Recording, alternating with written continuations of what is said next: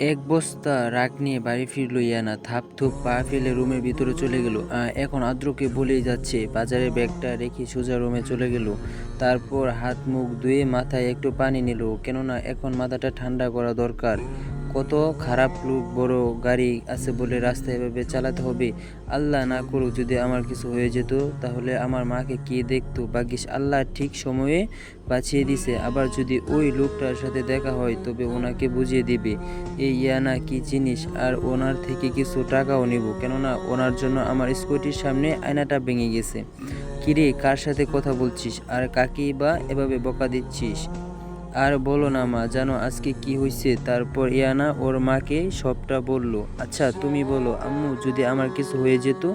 আর তুমি তো জানোই আমি কত সুন্দর করে স্কুটি চালাই, একদম এক সাইড দিল বলো। তুই যে কেমন করে স্কুটি চালাস সেটা আমি ভালো করেই জানি। স্কুটি নয়, মনে হয় প্লেন চালাচ্ছিস। ভাগ্যিস ওই ছেলেটার কিছু হয়নি। আমি শিওর যদি আর কিছুক্ষণ ওই ছেলেটা ওখানে থাকতো তাহলে তুই ওকে গোলা দোলায়। কি, তুমি আমার আপন মা হয়ে আমার এভাবে বলতে পারলে? মনে তো হচ্ছে তোমার ওই ছেলেটার জন্য প্রাণ কাছে। যাও না, যাও গিয়ে ছেলেটাকে মেয়ের জামাই বানাও। না থাক, আমার শুধু শুধু কারো জীবন নষ্ট করার কোনো ইচ্ছে নেই আম্মু। আরে আমি তো মজা করছিলাম, আমার মেয়েটা অনেক ভালো একদম সোনা মেয়ে। আয় খেতে আয়, আমি খাইয়ে দিচ্ছি।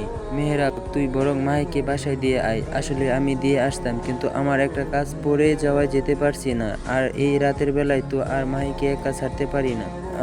আদ্র কথা কেন জানি মেহরাব এর বিশ্বাস হলো না, তাই ব্রুকে বলল, তোর আবার এখানে কিসের কাজ? আর তোর কাজ পড়লে আমি জানতাম না? সত্যি করে বল।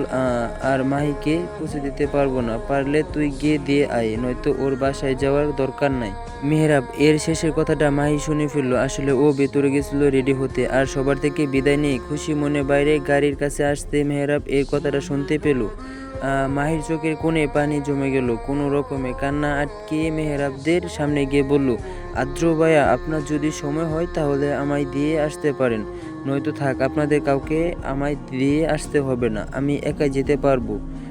আসলে কারো ইচ্ছে বিরুদ্ধে তো আর কাউরে দিয়ে কিছু করানো যায় না। এই বলে মাহি চলে গেল। নে হলো, ও তো চলে গেল, যা ওকে আটকা। আমি কেন যাব? ও তোর হবু বউ, আর তোর হবু বউ এভাবে রাতের বেলা একা বেরিয়ে গেল। তুই নিজে আনতে না গিয়ে একটা পর পুরুষকে যেতে বলছিস কেন? তোর একটা দায়িত্ব আছে, তুই এভাবে তোর দায়িত্ব আমার উপরে চাপাতে পারিস না আদ্র।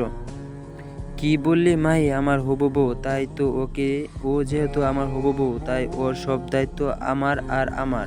এখন ইচ্ছে করছে না ওকে দিয়ে আসতে, যেহেতু ও আমার হবু বউ তাই আমি ওকে পৌঁছাতে দিব কি দেব না সেটা নিতান্ত আমার ব্যাপার। ওকে এই বলে আদ্র মাহি যে রাস্তায় গিয়েছে সেদিকে না গিয়ে তার উল্টো রাস্তায় চলে গেল। আরে মাহি তো এই রাস্তায় গিয়েছে, তুই অন্য রাস্তায় যাচ্ছিস কেন? হ্যাঁ, আর ও সেই কখনো গিয়েছে? যদি কোনো বিপদ হয়, তোর যখন মাইকে নিয়ে এত চিন্তা, তাহলে তুই যা, আমাকে কেন বলছিস? আমি এখন রাতের এই ঠান্ডা হওয়া খাবো আর রাতটাকে উপভোগ করব। কতদিন পরে দেশে আসলাম।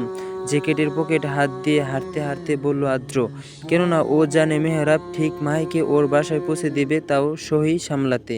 হাঁটতে হাঁটতে প্রায় অনেক দূরে চলে আসছে মাহি। রাতের শহরে চারিদিকে আলো জ্বলছে, যেন মনে হচ্ছে রাত নয়, এখন দিন। রাস্তায় দিয়ে সাই সাই করে একের পর এক গাড়ি চলে যাচ্ছে। মাহি সেদিকে তাকে বলল, আচ্ছা আমি যদি এখন এই গাড়ির নিচে চাপা পড়ে মারা যায়, তাহলে এই মেহরাব ভাই কাঁদবে নাকি? বলবে যে বাঁচলাম। অবশেষে আপদ দূর হলো। মাহির ভাবনার মাঝে মেহরাব গাড়ি নিয়ে এসে মাহির সামনে দাঁড় করাই বলল, রাস্তার দিকে তাকিয়ে ওভাবে কি দেখছিস? যেটা করার কথা ভাবছিস সেটা মন থেকে আর মাথা থেকে পুরোপুরিভাবে মুছে ফেল, নয়তো মেরে এসব ফালতু ভাবনা বাবার জন্য মাথা ফাটাই দেব। জলদি গাড়িতে উঠ। উনি তো আমার মনের সব কথাই বুঝতে পারে, তাহলে আমি ওনাকে ভালোবাসি এটা কেন বুঝতে পারে না? নাকি বুঝেও না বোঝার ভান করে থাকি?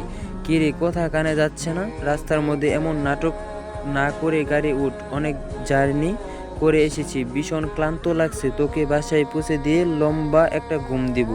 তো যান, আপনাকে কে আসতে বলছে? আমি নিজেই বাসায় চলে যেতাম পারবো, কাউকে পৌঁছে দিতে হবে না। মাহি, রাস্তার মাঝে ঝামেলা করিস না, চুপচাপ গাড়িতে উঠ, বস। তোর সাথে ঝগড়া করার মুড নেই, অনেক খারাপ লাগছে। একটু ভালো করে বললে কি হয়? আমি কি এতই খারাপ যে আমার সাথে একটু ভালো করে কথা বলা যায় না? নিজের মনে কথাগুলি বলে এক রাস অভিমান নিয়ে মাহি গাড়িতে চড়ে বসলো। মাহি গাড়িতে বসতে মেহরাব গাড়ি স্টার্ট দিল। তারপর শুধুই পিন নীরবতা, কেউ কোনো কথা বলছে না। গাড়ি মাহিদের বাসার সামনে আসতে মেহরাব মাহিকে নামাতে বলল, কিন্তু মাহি না নেমে সামনের দিকে তাকিয়ে বলল, আচ্ছা মেহরাব ভাই, আমি কি অনেক খারাপ? আমাকে কি একটু ভালোবাসা যায় না? কথাটা বলে মেহরাব এর দিকে তাকালো। মাহি আর ওর চোখ থেকে টপ করে এক ফোঁটা পানি পড়লো। বেশি কথা না বলে ভিতরে যা, অনেক রাত হয়েছে নিশ্চিত। তোর বাবা মা তোর জন্য চিন্তা করছে, আর এসব চিন্তা বাদ দিয়ে পড়ায় মন দে। আর সামনের মাসে তো তোর বিয়ে, সেই কথা ভুলে যাস না। সামনের দিকে তাকিয়ে বলল মেহরাব। নিরাশ হয়ে কিছুক্ষণ মেহরাব এর দিকে তাকিয়ে থেকে মাহি গাড়ি থেকে নেমে চলে গেল। মেহরাব কিছুক্ষণ মাহির যাওয়ার পানে চেয়ে থেকে একটা দীর্ঘশ্বাস ফেলে দিকে তাকিয়ে আছে, যতক্ষণ না মাহি বাসার ভিতরে যায় ততক্ষণ। উফ, এই স্কুটিটার এখনই খারাপ হতে হলো, আর হবেই বা না কেন? সকালে ওই লোকটা যে জোরে ধাক্কা দিয়েছে, এতে যে ও বেঁচে আছে এটাই অনেক।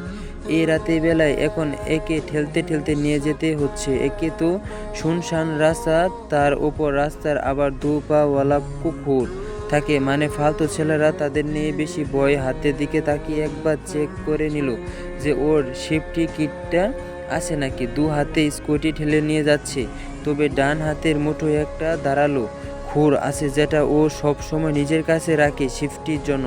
যদি কোনো সমস্যা হয় তাহলে এটা দিয়ে নিজের প্রোটেক্ট করবে। আসলে ইয়ানা একটা টিউশনি করে ফিরছিল, কিন্তু মাঝ রাস্তায় ওর স্কুটিটা নষ্ট হয়ে যাওয়ায় এখন সেটা ঠেলে নিয়ে ভিতরে এই রাস্তাটা নীরব আর শুনশান হওয়ার আদ্র এদিকে হাঁটতে বেরোছে। গাড়ি হরন আর শব্দ ভালো লাগছে না, তাই গলির এই রাস্তা দিয়ে একা হাঁটছে আর ভাবছে কিভাবে মায়ের সাথে এই বিয়েটা আটকানো যায়। তখনই রাস্তায় থাকা ল্যাম্প পোস্টের আলোয় দেখলাম ইয়ানা ওর স্কুটি নিয়ে ঠেলতে এদিকে আসছে। আরে সকালের এই মেয়েটা না এত রাতে এখানে কি করছে? দাঁড়াও, এবার বাগে পেয়েছি, এখন বুঝাবো মজা। কথাটা বলে আদ্র ইয়ানার দিকে এগিয়ে গেল। গাইজ, ভিডিওটা কেমন হয়েছে তো আপনারা জানাবেন কমেন্টে, আর নেক্সট পার্ট আসবে ইনশাল্লাহ, আপনারা কমেন্টে বলবেন।